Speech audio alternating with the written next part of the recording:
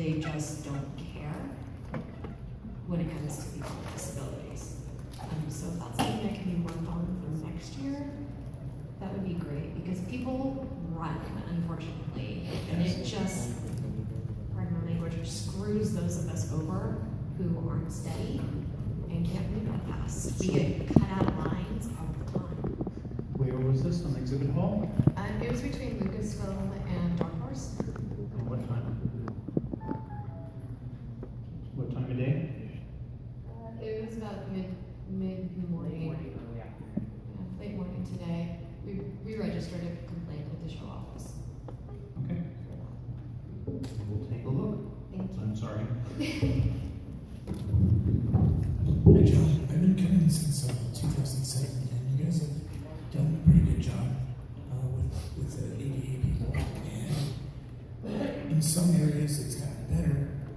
In other areas it's gotten worse. My concern is it's not consistent. You know, in areas, different booths have different procedures. I understand you guys can't control exhibitors per se. I don't know if you can, but some booths accommodate ADA, some of us don't care. They have autograph signings or ticket drawings or something like that. The same thing in sales. When we wait in line, you know, in the morning, we get in line at 4 o'clock in the morning, we're on the sidewalk, and we're waiting there, and we have no problem waiting our turn. But imagine when they open the line early, the salt shaker, that would be us filtering in because they make us take the elevator. Even if we can go up the escalator, like me or other people that don't have to, you know, run wheelchairs.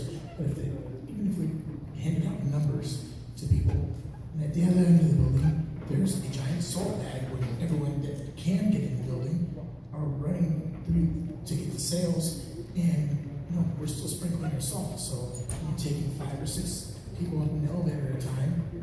You know, we wait in line 3 o'clock in the morning, then all of a sudden the lines all the way down to the pier. I myself can't stand to go down that many steps. And I know people with the wheelchairs, and sometimes by the time we get to the booth to ask for a volunteer, it's too late because the lines are either capped or you have 0 chance. And we just want a fair chance. I think everyone does. Yeah, we changed our process on Saturday to start matching people up with volunteers before we let people into the sale area. And we do load people up that elevator long before we let the badge number line in, because we know that elevator's slow, and the reason we only use the elevator is to keep everybody in order.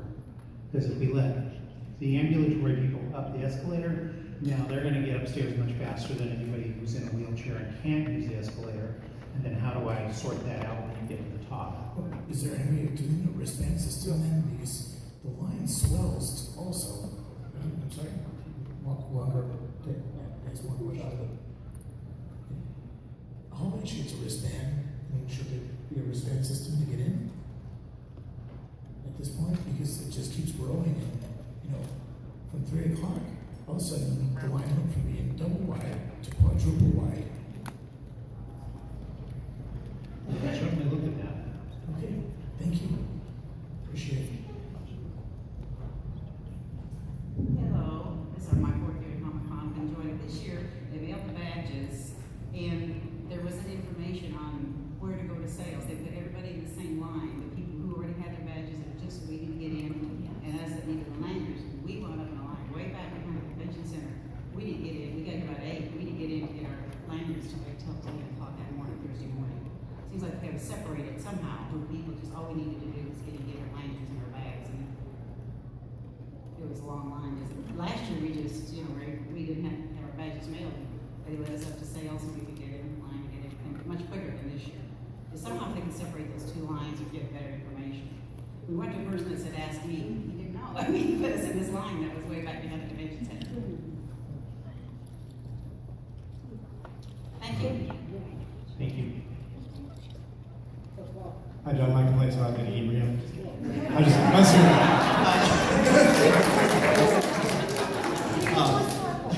Actually, so just a compliment. I feel like this year there was far more security than there has been previously, and I feel like it's made things a lot smoother. Everybody who's been on security and staff have been really friendly. They've been much more attentive, I believe, and I just feel like overall things have gotten better in that department, and so I want to say thank you for that. I did have a question on fulfillment and being in the Grand High Ballroom. Is there any way we can move that closer? I mean, it seems like we have to make like an Oregon Trail trek just to go through the swag. I got it. So I'm okay with that if that's what's required. We're trying to pull people away from the con for that, but I just didn't know if we can bring fulfillment closer to home. Yeah, well, as we all know, we are severely space limited here, and we've tried to farm things out to hotels, including registration this year and volunteers, to spread ourselves out as much as we can and take advantage of the space we do have available in the hotel that we don't have here.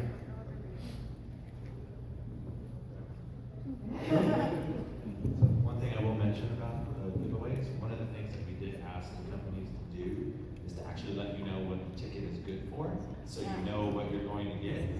So we'll make sure on our end that we reiterate that message so they let you know what it's actually good for.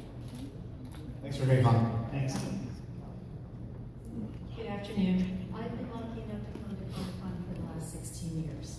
I haven't, and this was my first year to go to Hall H. I've always avoided it. Never wanted to.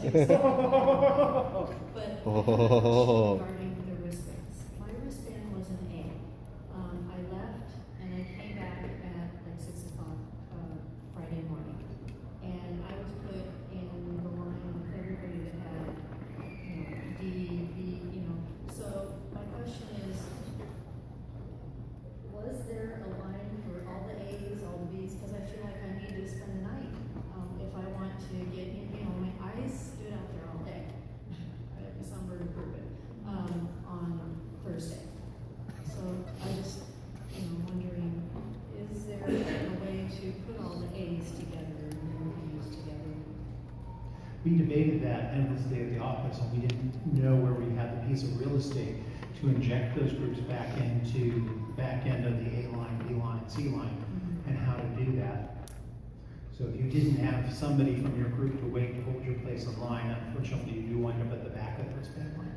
The advantage, of course, of having an A is you got your wristband earlier and you can go home and sleep sooner. So. Okay, thank you. Thanks. Hello, John. This has been my 22nd consecutive Comic Con and my 7th time in this panel. My gripe extends all the way back to the infamous Hotel Apocalypse. I know you went to a new system to get hotels. My only gripe with that one was that after all the hotels, especially here in the downtown, of course, the demand for hotels here in downtown is always going to exceed the supply. But there were people, like especially idiots, I guess, who leaped out saying, "Oh, I got a hotel for Comic Con, but I don't have a badge." But I reserved it for 5 of my buddies who have badges. But I want to say is, Comic Con hotels, especially here in downtown, should go to Comic Con attendees. I know you got to take care of the exhibitors, take care of the staff, because those people make the show happen. But we should have those hotels for the hotel block specifically made for Comic Con people. So like the badges, if you have a badge from last year, you should input whatever code to get a hotel. And that's what I had to say. Okay. Thank you. Thank you. Good afternoon. I'm from Sydney, Australia. I've been looking after Comic Con for the last 16 years. So once in my lifetime at best. 16 times. My question is in regard to security, security itself. In regards to when they open the doors, especially for Warner Brothers, Funko, all those ones, first thing in the morning. The camping, I have no problem with. I understand that that's what we have to do. That's not an issue. On Thursday and Friday, when we all proceeded up the stairs, down the hall, we got stopped by security, and they got everyone, which was spaced out at the time, to everyone ended up congested. So by the time we hit the outside door of Warner Brothers to go through the glass doors into that area, it was mayhem for Thursday and Friday. What they did this morning was they opened the same area up the thing, and they had that barricade going down the top. As I was told all the security guards we went in, and everyone else agreed, that was a brilliant idea. And I think they should stick to that for over the 4 days. I know sometimes there are going to be reasons outside everyone's control, you might have to change or whatever, but the Thursday and Friday when they let everyone mass, I assumed it was trying to control the runners or whatever. It just didn't work, and you literally had hundreds of people trying to squeeze through the doors. As I said, the barricades they used this morning, where they went the barricade all the way down into the water, virtually down to the front of the building, and then we went to that was terrific. That was a great idea. Please stick with it. It worked out well. I got into the Fox line early. I didn't win, and I didn't care because it was just great that the line was so good. And yeah, I just want to add the security itself this year was terrific. They are very friendly, very nice. Thank you. Thanks. Hi, John. Thank you for a great convention this year. I had a question about the reasoning behind not clearing out halls, like particularly Hall H, after each panel, because then you see people who basically spend the whole day there to get to the panel that they want, and I don't see the fairness with that for people who are waiting. So just some reasoning, and you know, if there's a possibility to clear them out after each panel, so that people who want to go to a particular panel can attend, have a better possibility of attending. Yeah, the problem is, where would you put all the extra lines? Because we know that people would then want to wait overnight for each program the next day. And then that transition would take an hour and a half, so we'd lose half of our programming per day would go away. So we struggle with this and debate this endlessly internally, and still don't know a better answer. Because yeah, I agree, there are people who stay in programs that they don't care that much about, because they care about an item later. But then I don't know where to put 5 lines. You know, where do I put 5 lines of 6,000 people?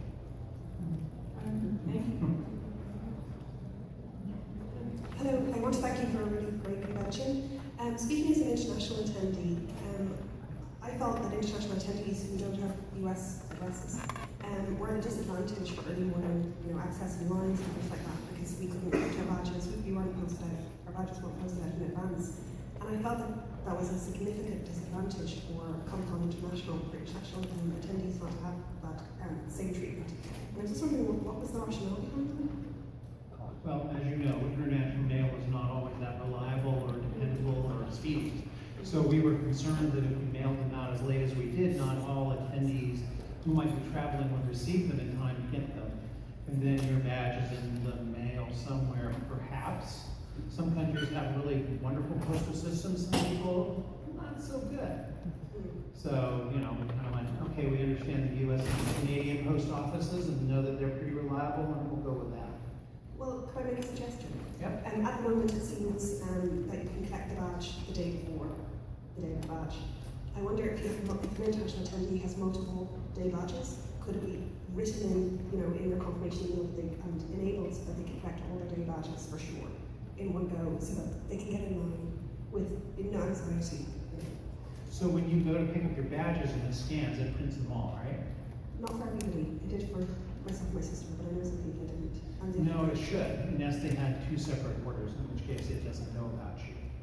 But the system is set up to know you have a Thursday, Friday, Saturday.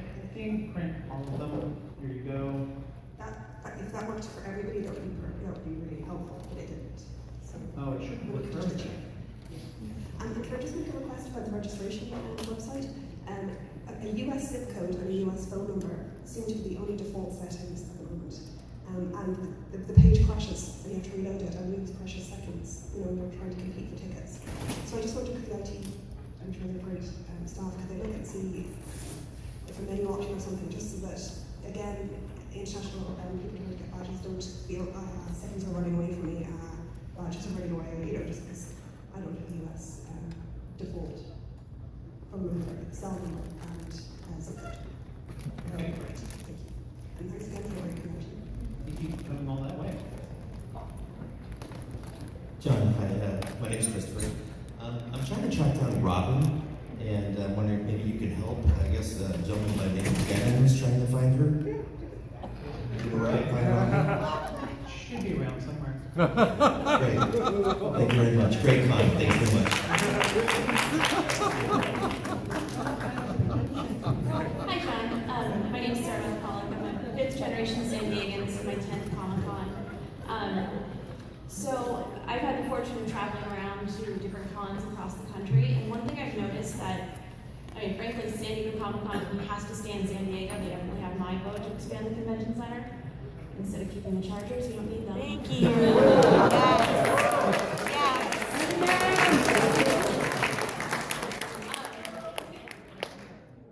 But the observation that I wanted to offer you is that some of these other convention centers, Anaheim, Los Angeles, even Dallas, they have dedicated spaces for cosplayers. Now, as a writer, I like to take pictures of cosplayers and write about them.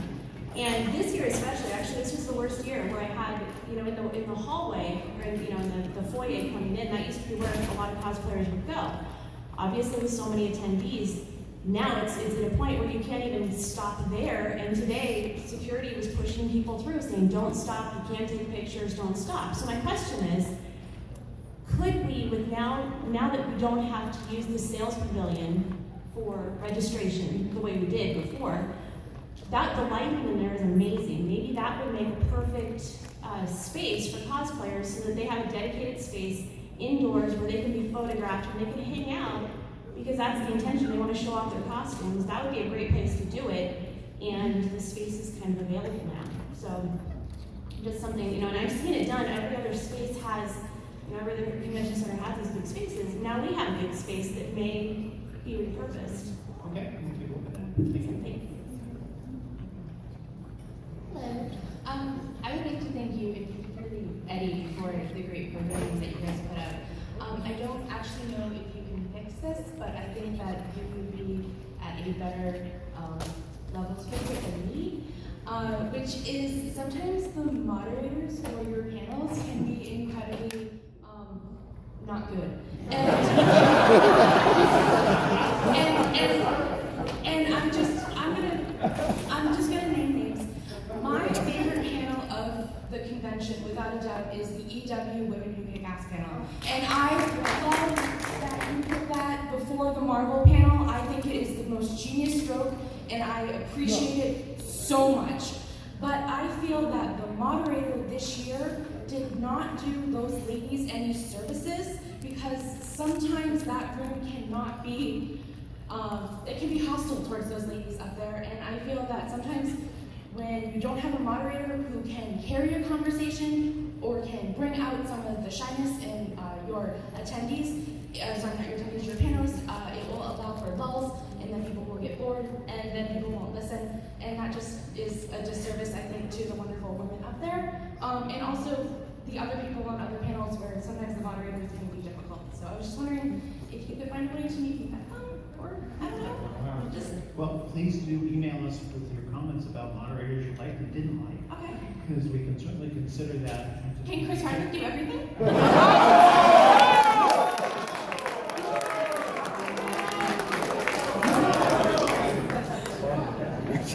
I think that's physically possible. Can we clone Chris Hardwick?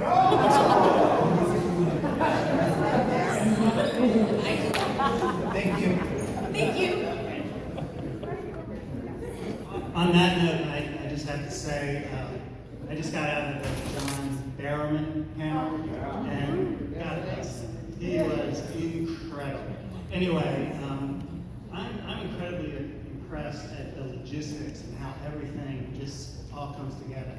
So I just have two quick questions. One, how did the RFID stuff work this year? It seemed to work great. And then two, what the heck's going on with Wi-Fi? This is 2016. So anyway, thanks. So RFID, we hired a company that does big music concerts, and they provided the portable technology that reads the cards in and out. So we also trialed at WonderCon, learned quite a bit. Wi-Fi, the sponsorship price went up by $40,000, and nobody was willing to sponsor that, and their Wi-Fi system is kind of very limited. Thanks. So nobody had that's worth money.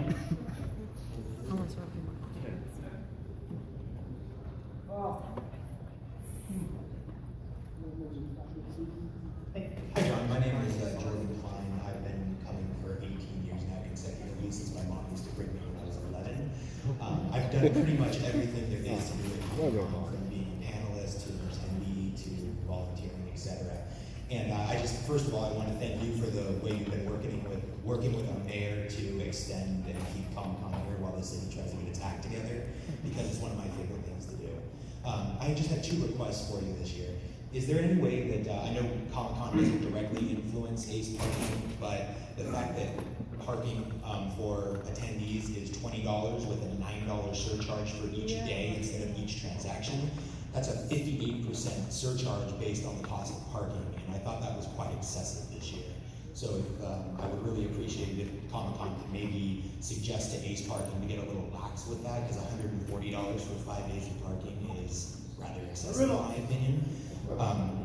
My second comment, and I can see the argument on both sides, is some lines this year as a regular through the system 4-day or 5-day attendee. I didn't have the struggle, but I saw a lot of lines that we were getting into from Camping Out in the Morning, Fox, Lego, etc. They never posted or said anywhere that there was any restriction on badges that could go through the system. And then, so people were attendees that have been purchased through an exhibitor or whatnot. They're still 4-day attendees, but they're exhibitor purchased. Still wait in line with everyone else. They don't get any other special privileges, but they would be turned away at the front of the line, and they had just waited 12 hours to be told by Lego or Fox, sorry, we're not going to sell or let you play in our lottery because of this or this or this. They also did it to professionals. I know some professional badges are comped, but I know most professionals pay for their badges just like everyone else does. So if restrictions could either be yes or no, or if vendors could provide, or exhibitors could provide that information with their press releases about the events they're going to be holding at Comic-Con, so that you know beforehand getting in line what you can and can't get into based on your badge. I really appreciate that. Okay. Thank you. Thanks. Hi John, my name's John. This is my 3rd year here, first year with the ADA population. A general comment, I feel like the people out there, and there was a lot more people this year helping to herd the cats, so I feel like they're doing the best they can do. I feel like there's an issue with communication. There's a lot of misinformation. I got sent 3 different directions yesterday, and it seemed like the left didn't know what the right hand was doing. But my main comment is about the ADA population. I feel like every year I've been here for the Hall H panels, and so I've experienced sitting in line. I was in line since 1 in the afternoon for Star Wars last year. Actually, I was here for Game of Thrones and lucked out instead of Star Wars. But it seems like you have a great setup for the population. I mean, of course, the crowd way out stretches your ability to cover everybody, but you do a great job with the tenting and the to protect and the population from sun and rain, which rarely happens. But my comment is, I feel like that's great that you do that, but it seems like the most vulnerable population is left unprotected. We're on cement, no canopy, nothing to protect the ADA population. The first 3 lines of ADA is in the lobby on carpet. There were So- only 2 in this year. Ah, Oh, I will, I got questions. Today was the first time we had 3 in.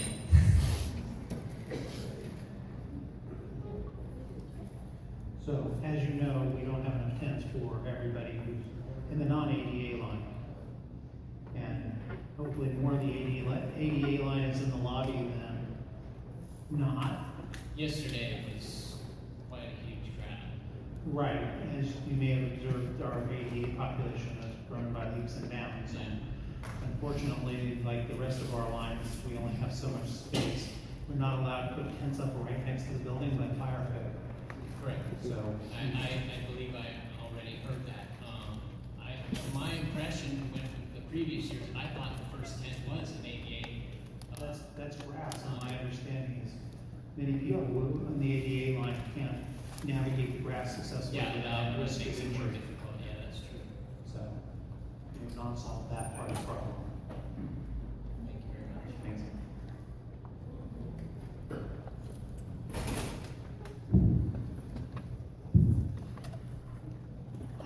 thank you for everything you do. My complaint seems like minor with everybody else's. And we've been blessed as a family to come here for 8 years. And I always just want to bring up with registration, I have 8 children, and I know that most of the people who come here don't. So we're like the minority. But even a family of 4 that had 2 teens cannot get tickets all on the same day, even when we have all the laptops going with all the user IDs, and I'm blessed to get any tickets at all. But it's always kind of hard for a family living within the same household with the same last name to all attend on the same day. So I don't know if there's any way. I know there'll be abuse if you tweak the system, but even with these scanners, there's probably abuse. People could sell badges now if they wanted to because of the scanners. So I don't know if there's any way to make any changes to registration. It's hard because I know it's hard for that back everybody. and forth, you know, how do you pick the number of people you can register at one time? Yeah. To discourage selling, but then plow families through and. Yeah, we've come back and forth from Riverside a few different days, dropping off kids that got badges for friends and stuff. And like I said, I know we're the minority, but I know that even family with 2 adults and 2 teenagers wouldn't necessarily be able to all come on the same day. So, thank you.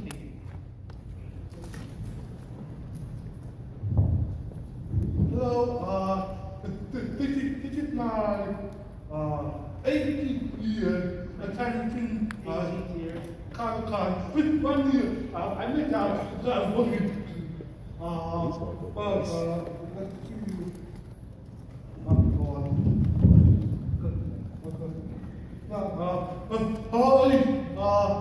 The Dutch team has been named the same.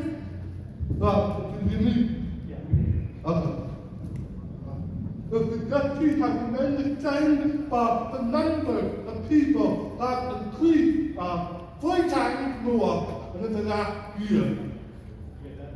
I think The Dutch seating numbers have remained the same, but the number of attendees has increased by 3 times over the last 2 years. And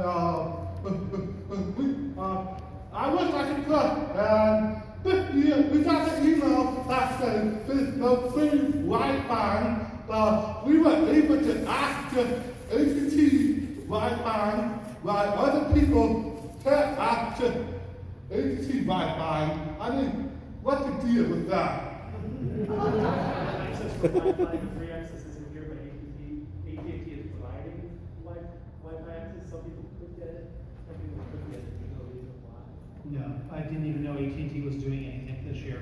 In years past, they've had little AT&T tripods around the building that carried that service. I didn't even know it happened.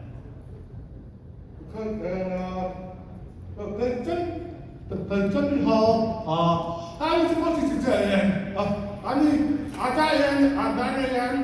and the line was packed. I mean, for both ATA and normal people.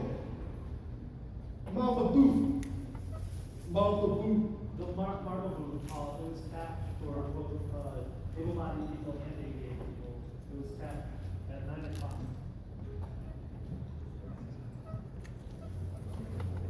Yeah.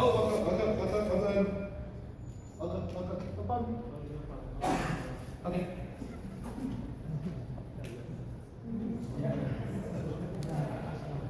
I just had an Can you get a observation. little closer? Because I can't hear you.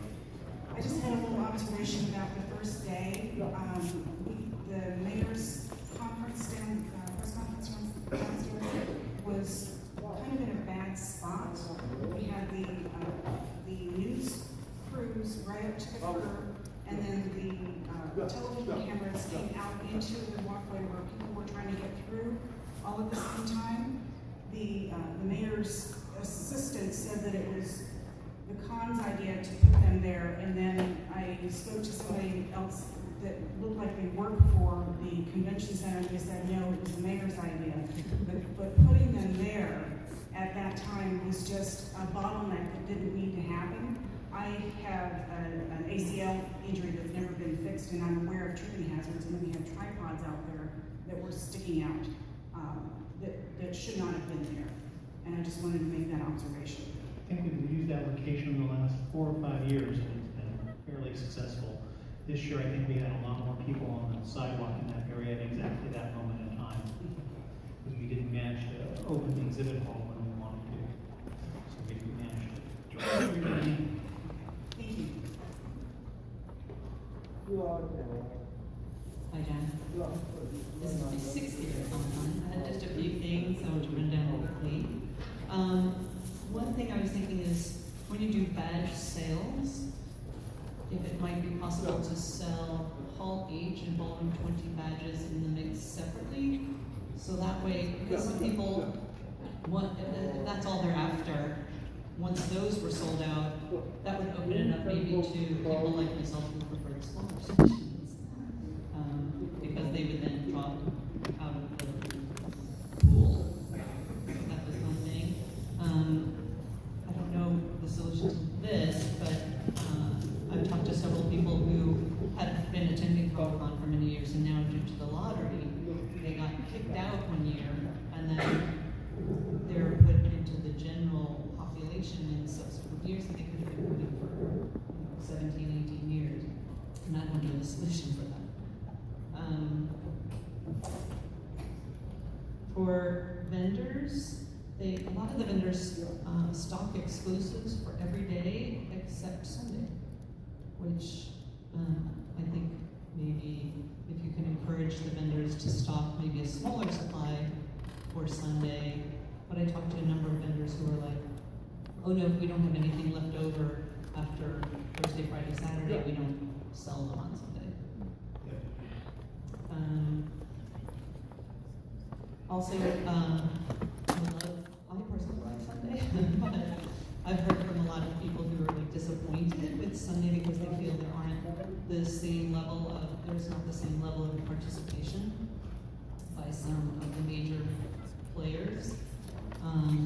But when I talked to some of them, they were unaware that it's a lottery system, and maybe if they were made aware that some people end up with Sunday badges because that's all that's remaining, they might be more willing to stay and do Sunday sessions, knowing that, oh, we didn't have any choice.